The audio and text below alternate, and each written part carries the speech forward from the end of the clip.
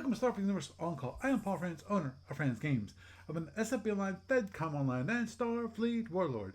Just a reminder, join us via Talkcast every Thursday starting 9:30 p.m. Eastern Time.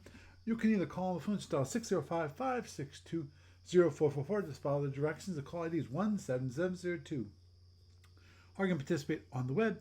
Just go to the TalkShoe website at www.talkshoe.com. Search for call ID 17702 or SFU On Call or Starfleet Universe On Call, and you'll find us there. But of course, if you want the best online experience, you got to go to twitch.tv. Yes, twitch.tv/SFU On Call, and you'll find us there. Be able to join a lovely, happy band, i.e., the chat room, and join us there, which would be fantastic. Anytime you post there, I'll be happy to respond, possibly. To any discussion, especially if it's relevant to what we're talking about. Of course, sometimes the chat room goes off the deep end, but that's fine. That's what makes us us. So, if you need to contact me for any reason, my email address is sfuoncall@gmail.com. It's sfuoncall@gmail.com. Also, you want to follow me on Twitter or X or whatever it's called this week. You can follow the podcasting account at SFU On Call, or my personal account at Paul Franz. That's PAULFRANZ, no T in that. Or you can follow Franz Games, FRANZGAMES. I'm still there at the moment. We'll just have to wait and see if the Elon does something crazy. I don't know. Really kill it. Don't know. But onward and forward. Of course, the lovely Talkcast gets into a podcast and is available on various other feeds, iTunes and various other feeds around the net. Some quick news from A to B. Well, Steve Petrick is still working on the Orion Master Starship book. Also, they're still working on Module R6. Both Steve Cole and Gene Sexton. I forget her married name. Sorry, Gene. And they're working on that. Also, this week's found in the online store is Module R1 2023, Base and Auxiliaries. It goes for $22.95 and it's newly updated in 2023. Module covers general ships for all the empires. The rulebook includes descriptions for the bases such as the mobile-based commercial platform, a system activity maintenance station, ground bases such as a freighter, missile, and PF bases, freighters such as repair freighters, suicide and exploration freighters. That's weird. I'm sorry, suicide freighters, I thought they were just doing anything special about them. I guess they actually have their own SSDs. Okay, did not know that. You learn something new every day. And auxiliary naval ships such as PF tenders and space control ships. I'm sure there's auxiliary naval ships. So it's like an auxiliary PF tender, auxiliary space control ship. You know, when they wanted to be cheap and still have the availability of those,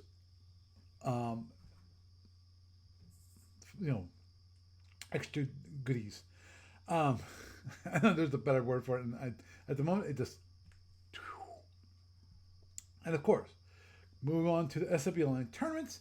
The Sapphire Star 15 tournament has started. Signups are closed for it. I'll be posting the tree this weekend. I just saw it got posted. The matchups got posted, I think, today. I think it was today or yesterday. I'm not. I can't quite remember. I remember the reply to the post was today, but I forgot to see when Steve Petrick actually posted the tree. Moving on and forward, when it comes to client stuff, not much happened there. Moving on to the Starfleet Warlord stuff, I'm still working on the new website. Got a little more work done on the back end stuff. Haven't got to the point where I actually have tested to see if it actually works and does what it's supposed to do. But I will work on that this weekend. Obviously, the move to the new website is taking a little longer than expected. Big surprise. But I am still working on it. I'm still moving forward in that. When it comes to library progress, not much happening there. Frank did send me a fixed SSD, and I forget off the top of my head what that was. It was one of the Federation ships that got fixed. I did post it up so that it is now available. I will be posting up updates to the Klingons that he sent me hopefully this weekend. I just got to sit down and grab it and do everything I need to do to update that. Um, when it comes to the FedCom library, again, no progress there. So that is the news for this week. And it's me, it's the one and all Palm friends welcoming you to Starfleet Universe on call. And tonight, you got me, you got Jeff. Say hi, Jeff. Hi. Say hi, Doug. Hey. So tonight we're going to continue on we're going to do part 2 of Starfleet Warlord. And actually this time I actually have the Starfleet Warlord aid installed so we can start off from there. And right before I actually start everything, actually, thing is to make sure that's something just weird. Sorry, I apologize. And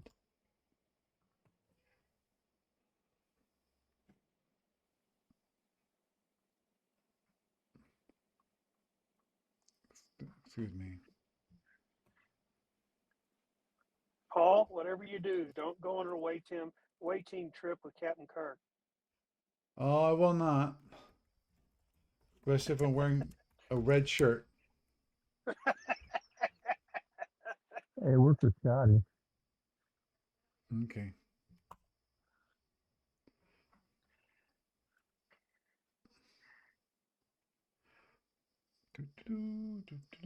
Don't mind me. Hopefully this will work. Because Doug wanted me to also to broadcast my screen to Discord. Problem is, to do that, I have to restart Discord. Oh no. And of course, I restarted Discord. What does it say? Oh, I can download the updates, installing update. Oh, fun. So, give me a sec. Yeah, it's fun.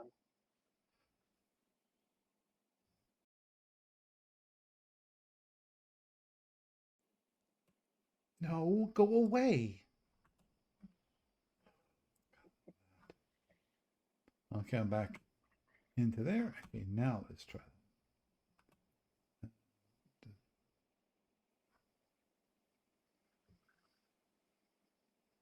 Just screens. Just give me the title screen. Go live.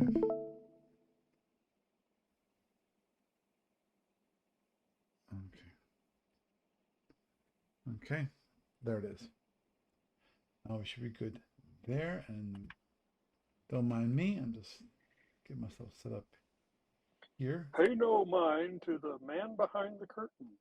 Pay no mind to the man who's busy getting himself set up. Okay. Now, At this point, you want to just wipe out what you did before and start the podcast over again? No. Oops. One thing I gotta do is also turn off the sound. Okay. So, hopefully, Doug's seeing everything. Okay. So, let me switch over to showing the screen in OBS so that everyone on Twitch can actually see my wonderful, gorgeous screen. Dun, dun, dun. Dun, dun, dun. Okay.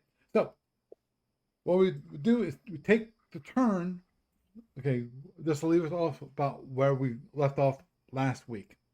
Last week, we had entered in our initial build because at the beginning of every game, we have what's called initial build. What initial build is you have so many EEPs that you have at the starting of the game, and then you build your ship, you build your fleet from that, and you do initial build, which is just what's called purchase orders, or do PS command, which is purchase ship, and then you enter in what is your empire, then you enter in the ship designator, and then depending upon, there's some additional things that you can do, but initial build you don't have those abilities.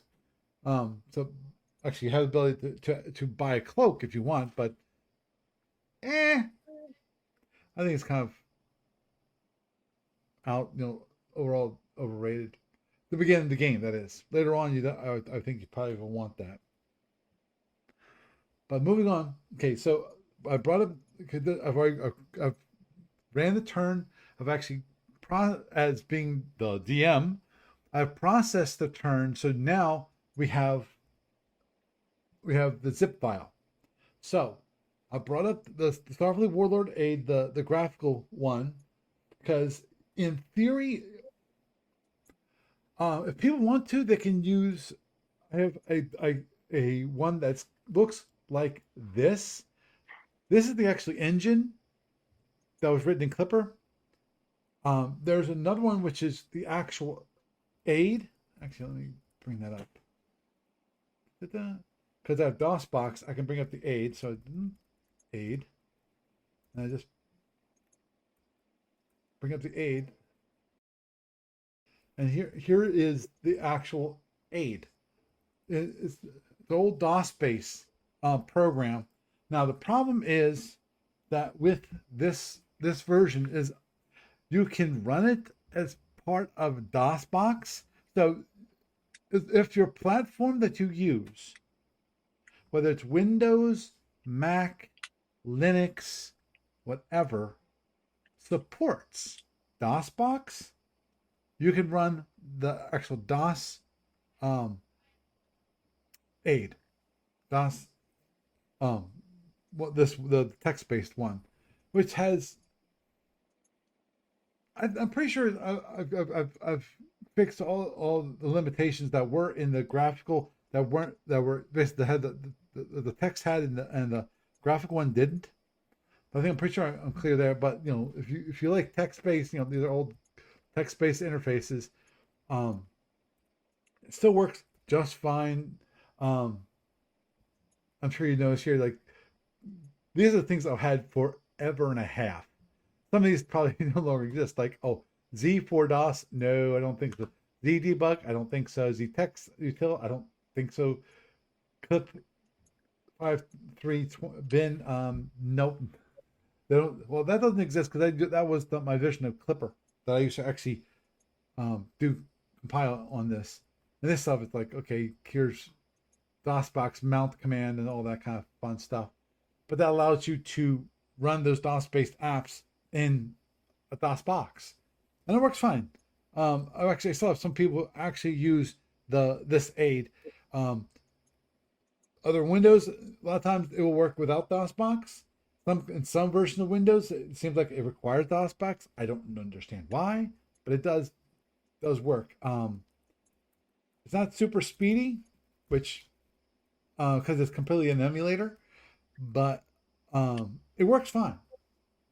Because one thing, remember, this is DOSBox. This executable is actually x86. It's Intel. This Mac that I'm showing this on, this is an Apple Silicon app. So Silicon, Apple Silicon. That's the CPU. So it's not. So this is completely an emulation of Intel. It's crazy. It works, But anyway, okay. This actually is this actually is the engine, and actually I compiled it because I have the source code. Because unfortunately, I forgot. I'm sorry. I forgot. I cannot compile the aid to be on a different operating system for one reason. That's the great hard drive crash from Bruce Grawl, where he lost, in addition to losing Omega, a lot of Omega empires. All those were written up, all the documentation, everything that he wrote up for him is gone. I wish he would have kept the hard drives because I think we might have been able to salvage it by now. Probably could have salvaged it back then, just didn't know about GRC. But anyhow, in that great crash, he lost the source code to the Starfleet Warlord aid. So if I had the source code of Starfleet Warlord aid, hey, then I could recompile it because that's what I got here. This is This is a native executable on the Apple, and I can run on FreeBSD. I can run on Linux. I can run on Windows. I can run on multiple platforms. It actually works quite well. And I remember to have it compile under FreeBSD. I actually had to turn off a lot of the additional third parties for Harbor. It was crazy. But anyway, going back to her. So right here in this create player name, Paul Francis for the aid. This what this actually what that does is you actually can switch between players. It allows you to actually have multiple players on this. And so right now I'm going to do it.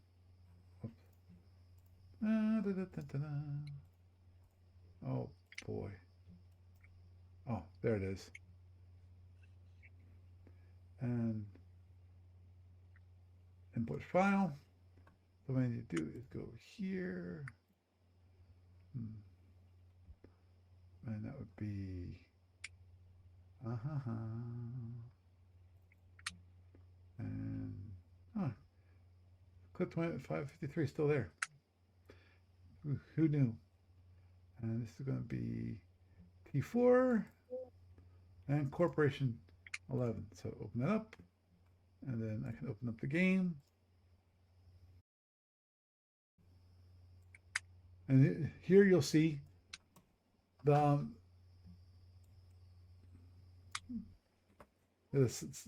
sector scans. So we can bring up a sector scan, and it shows you these are everything. And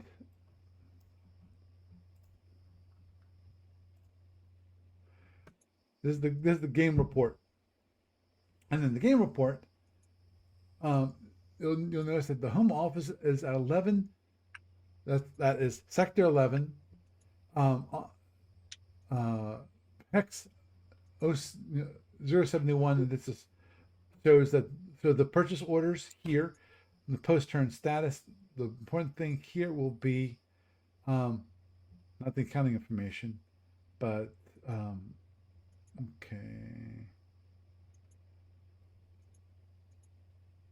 okay, you won't see it on this one. I thought, but I totally forgot that you don't see it, which is your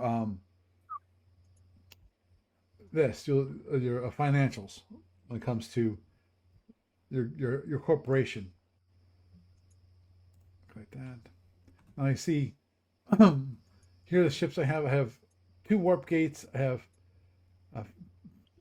all these wonderful ships. Now, if I want to place in my orders, because the one thing about this was the sector was okay. So it was. Did it say 1107? That doesn't make some sense.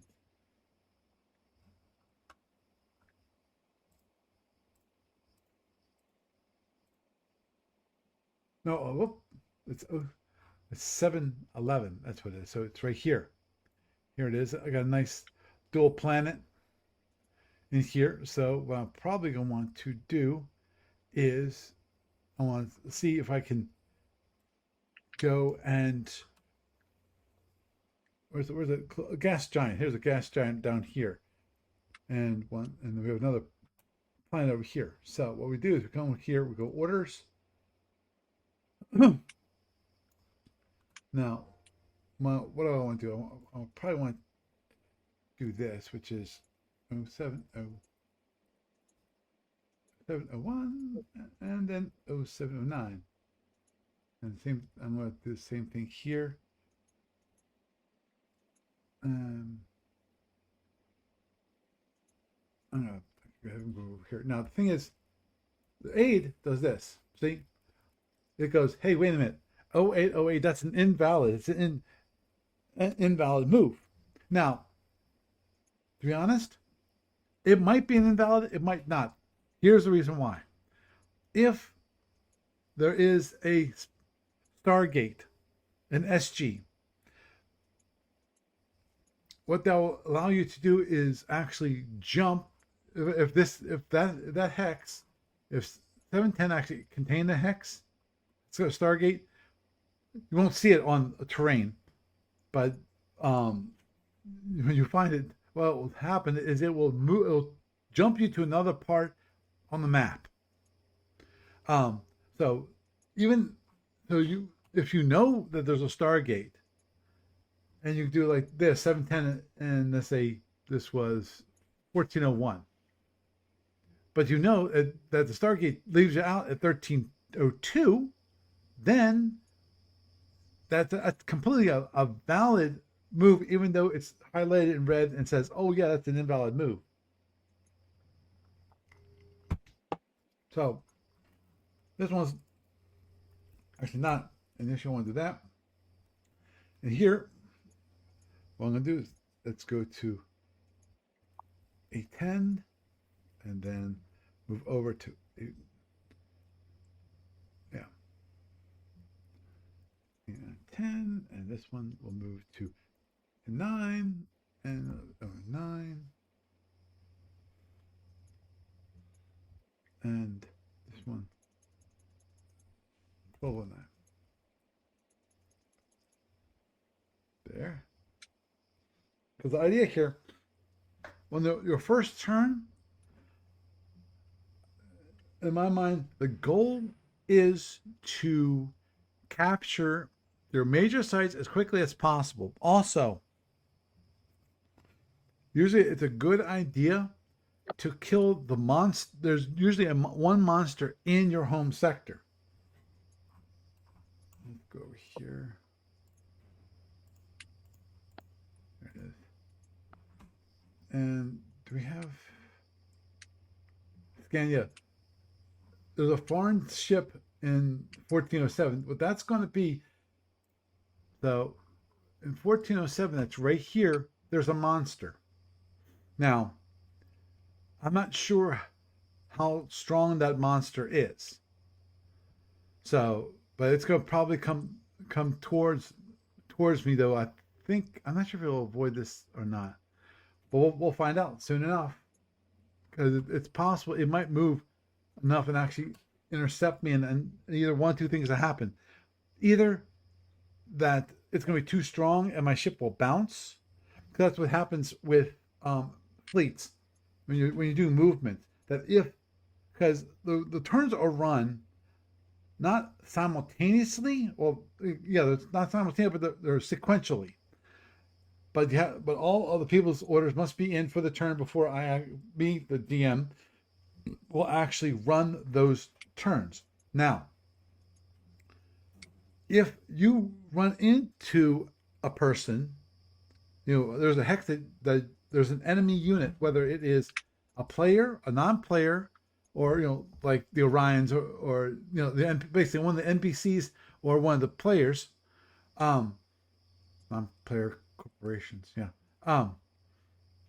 And it's too strong. What it'll do a bounce, which means it will go into the hex and go, "Oh, wait a minute, you're too strong," and bounce back to exactly the location that you were before.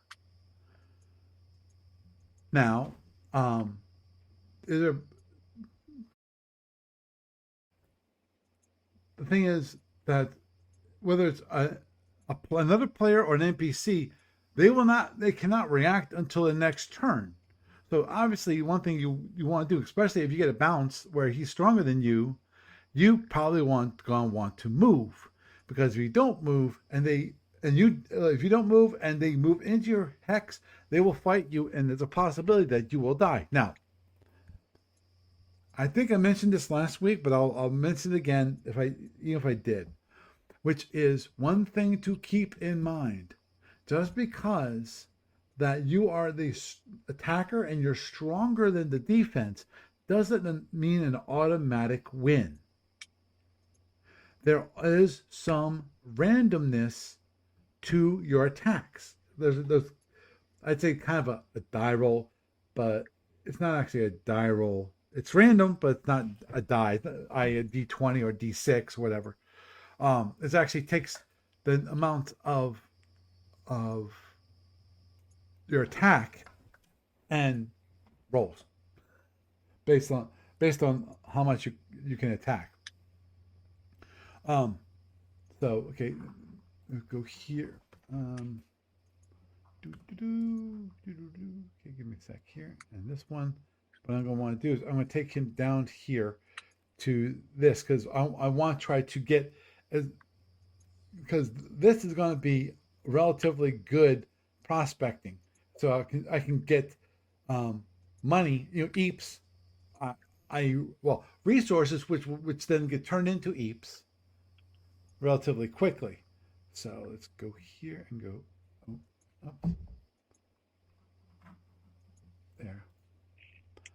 811, 192, 192, and finally there. Okay. Now the PR. Either something I want to go. No, what the heck? Oh, we got another one right here. Cool. Actually, since that one's close enough, what I might want to do is this, which is give me this one, because I should be able to do this without issue. You never know, but let's try it. I'm going to use one of my warp gates to go down there. And let's go down to that one, which is 7.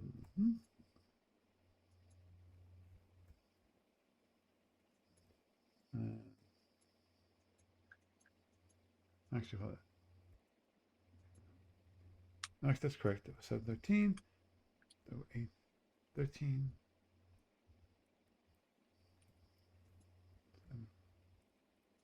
713, 813. Oops, wrong way. That's supposed to be 613. I'm going to do this quickly here. And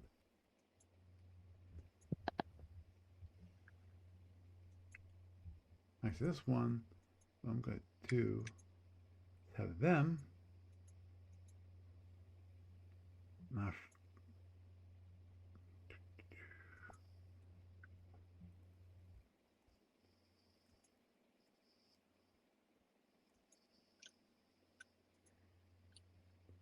because it's a minesweeper, what I'm going to do is I'm going to go and see if I can head towards this old minefield here.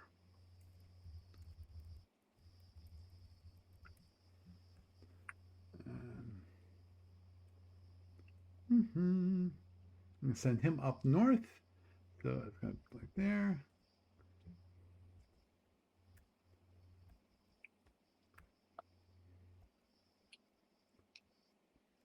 There.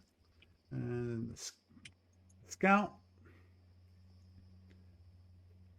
I definitely want to send him up north because the one thing about a scout is that it can do a scan of the terrain. If I make it across the border, then what I can do is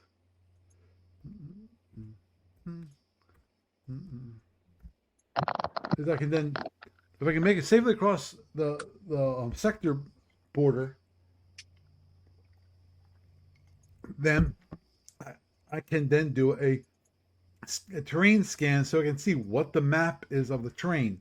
Now, here's the problem at the moment, and that is if I go across that border and I run into something that could kill me on the hex, then it's dead. But that's a chance you have to take because it's blind. You don't know what the next sector over contains.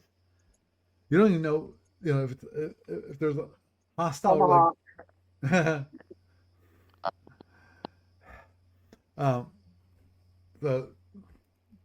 okay, and it's over here. So what you do is you end up reconning force, huh? Yep. Well, that's the next thing you have to start thinking about, which is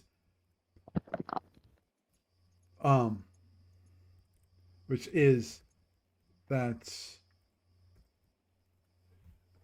after you've done initial layout, then what you're going to want to do is you're going to start buying some ships that have a little more punch to them. They're less we're exploring, more for reinforcement, especially in the case of if you run into another corporation, you run into a monster that's a little more stronger than any scout that you got. You're going to need that to kill it or to defeat, opposing player's force. Okay.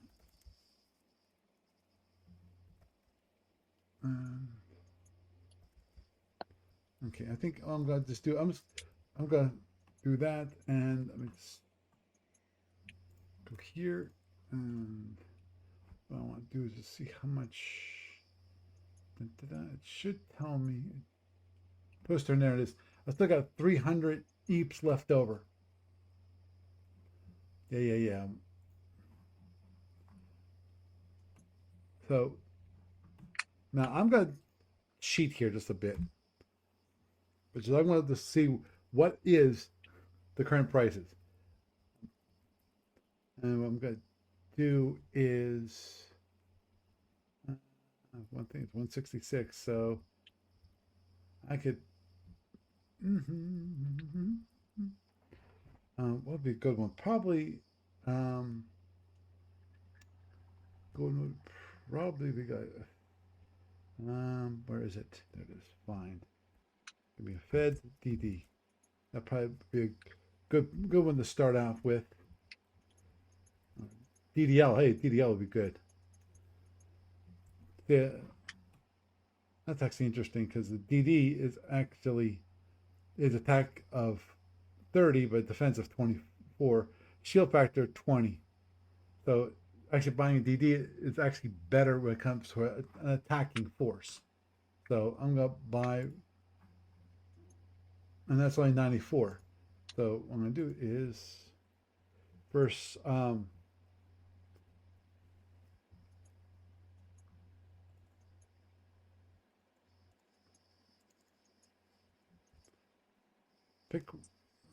pick race.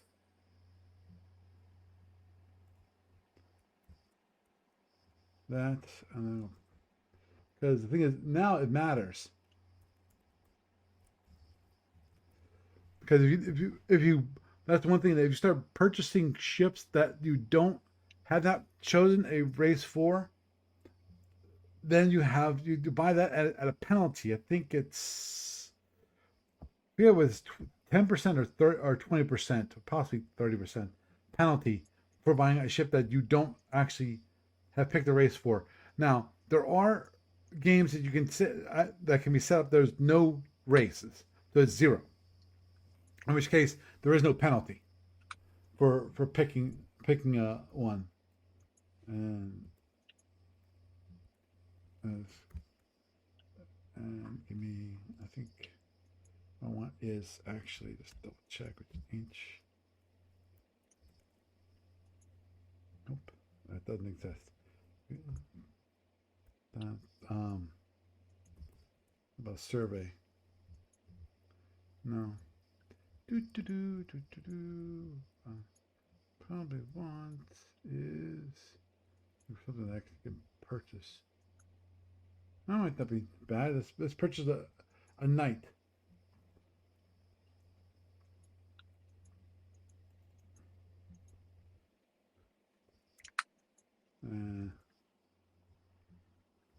And a knight, and I think that's good enough for the moment.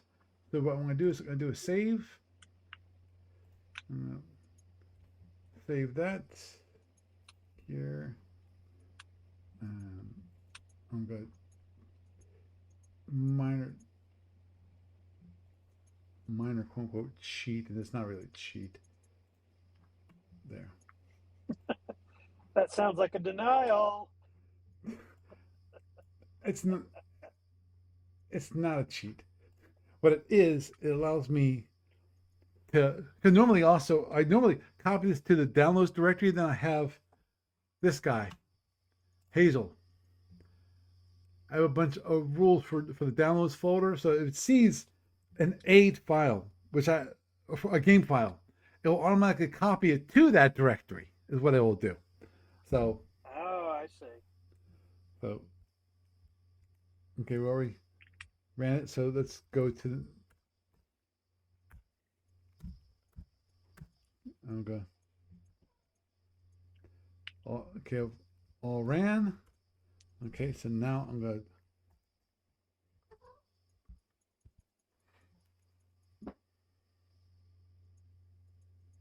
Not seeing it, which is weird. I could have sworn I'd saved it there. This is take a look. See.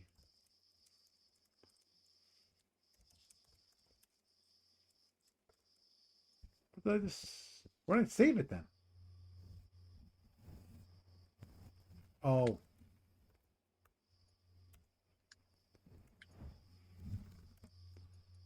Huh? Oh.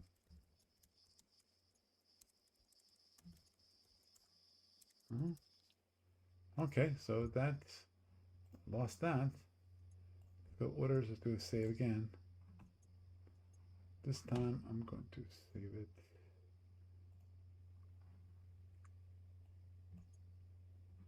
Okay.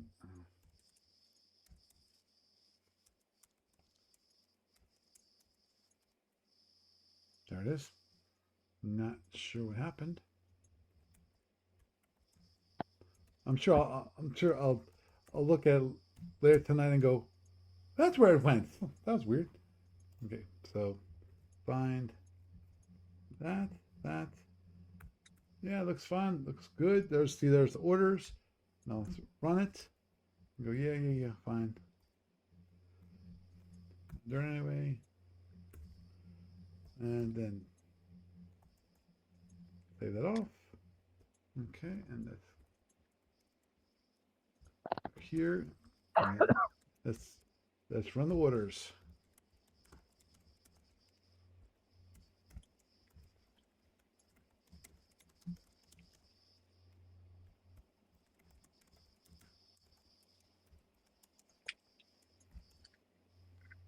That'd be 166.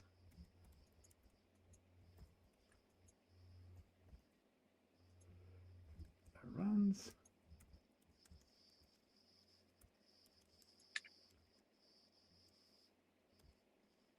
Like that. It's all created. So now I can go back here. Excuse me. Kitty. No, you're going to get down.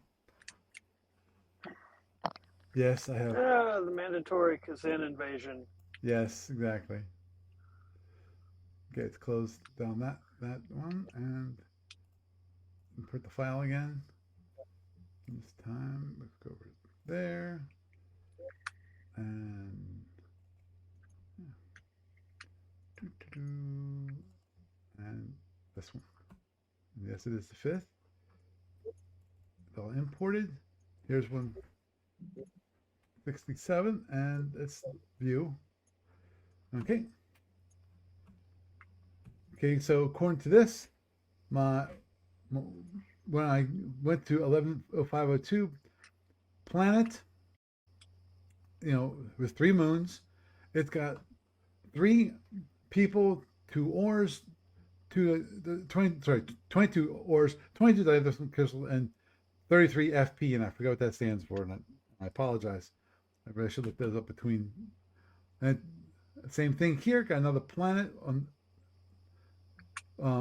0514, this time only 1. And I own this, so now I've got 3. Oh, now I got 3 planets because I also have a gas giant with 5 moons. That's has a nice bit of cash. And okay. Okay. I must have turned this. I must have turned off the race stuff. Because oh yeah. There it is. Cost 92 weeks, and so I now 2 brand new ships. Now, if I wanted to, I could have placed the ships on a warp gate, so they would have been farther out. But these I just have in the home office, and actually had a random event. A pirate ship requested landing right on your home office. You're about to refuse, but he says he is a bargain for you. It will load up his cargo base with EAPs. He will see to it that every ship you buy next turn has a modular weapon, meaning that you can do a change mission to, using MSN, the X, order like the Orions can. If you agree to this deal, issue the QS order next turn before you buy ships. So that's cool. And then at the end, it says, okay, well, at the end of the turn, I got 309 EAPs. And according to this, next turn's income will be around 144 EAPs because of the dilithium crystals, the 144. You got ores at 211 and people at 198 and FPs at 163. And you have to take the smallest, which is going to be 144. Now, the problem is, of course, that includes news, and also, unfortunately, you have to pay for ship support, maintenance costs, and that's going to cost me 27 FP, which is always lots and lots of fun, is paying support costs. So I got some more plants. I've started building my empire from my little thing. Now I have a couple more ships. Hopefully, and I forget. I'm pretty sure. Unfortunately, there looks like there's a minor bug because it's because Apple Silicon. I really need to recompile this thing. But anyway, you see, I still got all the wonderful ships in there. Actually, and when I do this right now is just for giggles, which I'm going to bring up to the file. And it's going to be, what I'm going to do is I'm going to show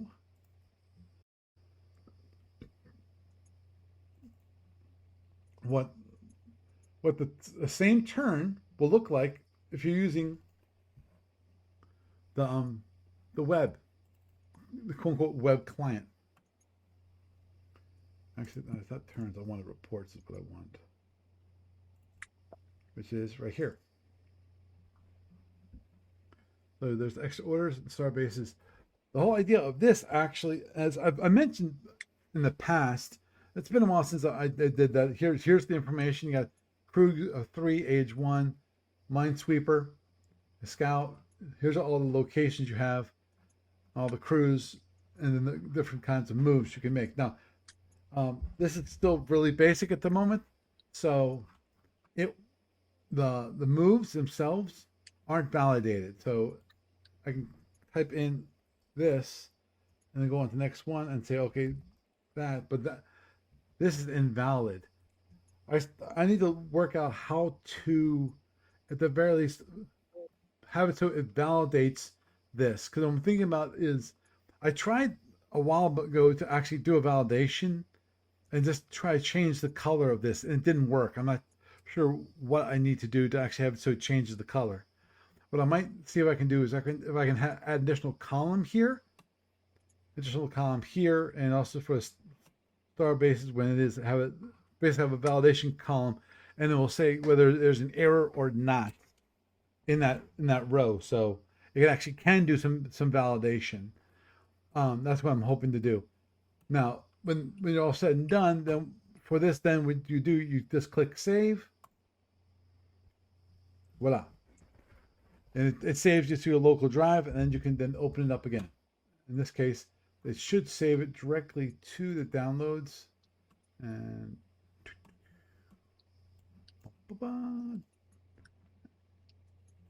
there. And load that up. Boom. Because the one thing that, as I mentioned previous episode, which is this screen does not save. So if I go back, actually in theory, if I click here, it's empty now. So I lost any ships and so forth. But no, since I saved it, I can just click there and boom, voila, it's back. So the idea is that you use it as a program, and then when you're done, if you are going to work on it for a bit, you can then save it off, and then you can reload it. You just click save, and then you can come back and keep on adding new orders to it. Then after it's all said and done, what you do is you send the little web orders JSON file to me, and then I read it in, and I actually would load that into the engine. So so if you want to do that, feel free. It's a nice little tool. As I said, currently it doesn't do validation like the graphical tool does. This one actually does, as I showed you, it does validation. And what you do is you keep going this one turn after the other. Idea is to kill things. Let me just do one quick thing here, which is there it is. As you see, that foreign ship is now at 10:05, so it moved. So keep an eye, and there's some mine, of course, a beginner's one, so it's going to minus K things like support fee. Don't forget that starting the next turn there will be a ship support fee charged for every ship you own. This fee will be equal to 2.5% of the base EAP cost of your ship, including fighters, PFs, and commandos, and will pay in FP resources as described in the rulebook.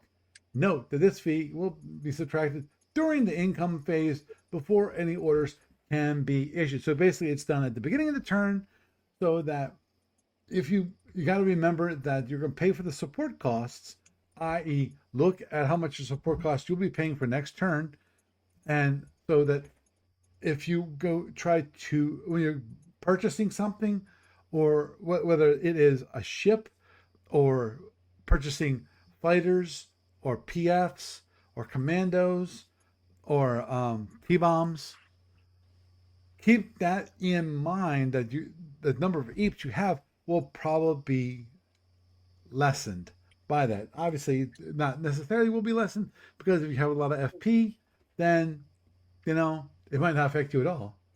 When it comes to EAPs, obviously it will at some point. But anyway, so and you'll keep doing that. Now, depending, oops, hey, socket in the bug. Depending, yes, geez. Sorry, I got my other cat, my larger Zindy. I'm not about to pick him up because he is heavy cat. Are you a heavy cat? Yes, you're a heavy cat. He's like twice this, not twice the size, but twice the weight. So. Uh-huh. All right. So Lord Marshal Chunk. Yeah. Here, I'll try anyway. It's not gonna do the bug.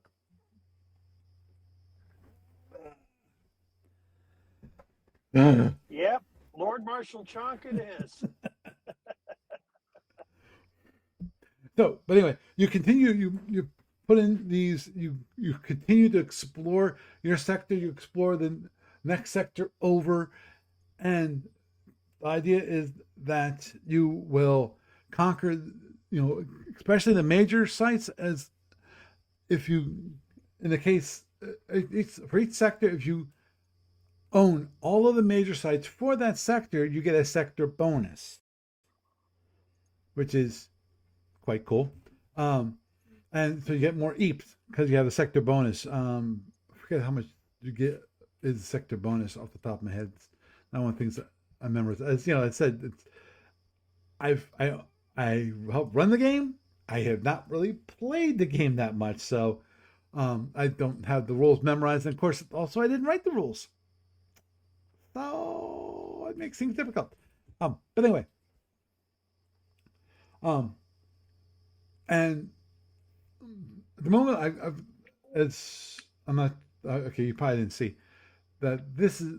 No, I explained it, which is basically this is a 3x3 learner's game.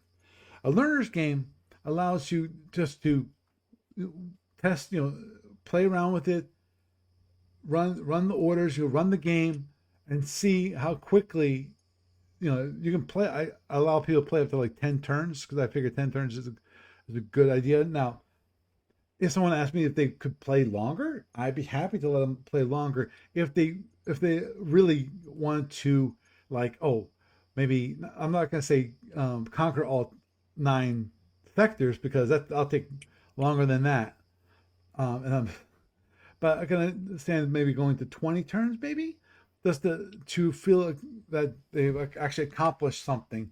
It might even taken over, because one thing about the players is that, as you see, my home office for this corporation is right here at 0711.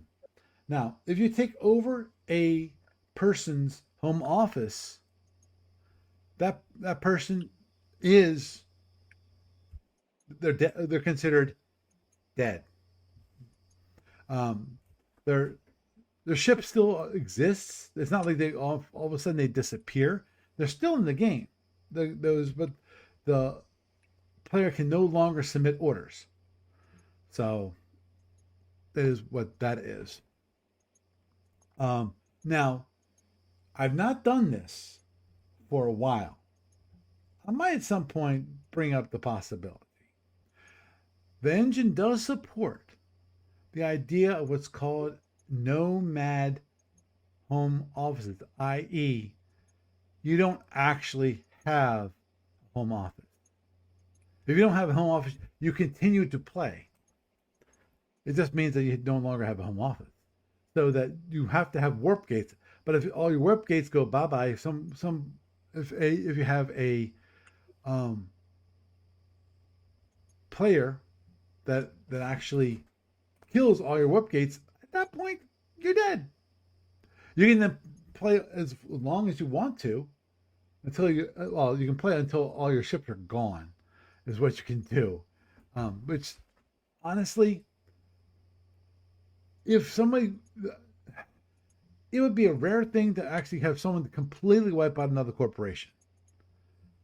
I've never seen that. I've never seen in all the time playing. They usually they kill the home office to knock out the player, and then they deal with the player's ships as they are, because the player's ships stop moving, which can be kind of interesting if you think about it. Because if you allow for nomad home offices, then they can still move, they can still fight, they can still attack. So makes things a little bit interesting, I think. I have not done one of those for a long time. I did, I think, way back when. Oh, jeez, I forget which. It was a Die Hard game. I forget which one it was, but it's been easily over 5 years, if not longer. Probably. Actually, no. Sorry, I know it's longer because I know 5 years ago I moved into this place, so I know it's been longer than that. So, to say the very least, it's an interesting game. I hope that you guys that were watching enjoyed watching and have at least have a better idea of what Starfleet Warlord is, or at least how it plays. Obviously, there's a lot more to it than what I showed. When it comes to, for example, one of those things that I'm not sure you noticed or not, but basically, the price of the ships go up and down like a stock market. And the more popular a ship is, the higher the cost goes up. The the the, the lesser the ship is purchased, the lower the price goes down. Goes down. The price will go down then. Now, it won't go down below the base, but it also always starts at a certain base level, and then then it'll go up or down based on demand for that ship. And there's certain ships that you can now, because of that. If you actually want to know what the current price is, there's an order called AA, and what that will do is you take like AAF for Federation, and then let's say CA for the heavy cruiser. And what that will do is that will tell you what's the current price of a Federation heavy cruiser. With the report with your report for the next turn, so that you know how much it's going to cost you to buy one. Now, there's also all kinds of other things like in that purchase ship order. There's many other features. You can buy a cloak if cloaks are allowed for that ship, and then there is you can specify warp gate. Also, you can specify a max price that you're willing to purchase a unit for. This is actually very helpful if you don't want to use the AA order to find out what the cost is, and you basically will know that, okay, you can set up a whole set of purchase orders, purchase ship orders, that actually will either succeed or fail based on a certain cost. There are certain ships that you definitely want to have the money for. You know what the cost is, but you don't know some of the other ones. Then at that point, the other ones, you might want to set a limit. Say, okay, I know I have this much money, but if these two ships, the other ships before it, they get more too expensive, I won't be able to buy the ship that I really want. Now, obviously, one way of doing that, you can switch around the orders, because have that as like your first ship. But at the same time, you might not be willing to spend, if like to say a Federation heavy cruiser, and I've never seen this occur, is cost like twice as much. Instead of costing like 135 EEPs, it costs 270 EEPs. Again, I've never seen this. That's gotten twice the cost when it comes to at least Federation heavy cruiser. You can, in that case, that you might say, well, that's too rich for my blood. So you can do that if you don't feel that you can actually, it's worth the money to spend twice as much for a ship, and because you need that, there's only so much that you want to spend, you're looking for a sale, how those things are when people go to shopping stores, shopping malls and shopping centers, and like, I'm just looking for the sales. I'm looking for the sales. So I think we will wrap it up there. I've enjoyed having you guys watch this, and hopefully you have a little better idea of what Starfleet Warlord is. And if obviously you're interested, you can go to play-e-mail. play-by-e-mail.com. That's the Starfleet Warlord site. Obviously, you should also search for Starfleet Warlord, and it should take you to that site. And you can create an account. The account costs you $1 to have a registered account. $1 through PayPal. And obviously, you can go for free if you actually say, "Oh, I created an account," and then you email me saying, "Okay, I've created an account.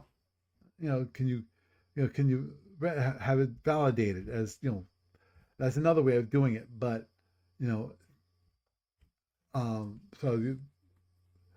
most people just pay the $1, and also I don't advertise that you can do it for free if you contact me. But it is what it is.